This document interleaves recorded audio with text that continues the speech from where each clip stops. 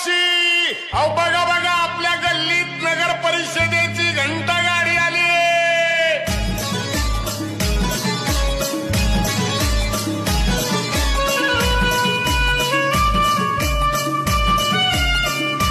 स्वच्छ भारत मोहीम राबवूया. चोपडा शहर स्वच्छ आणि सुंदर करूया.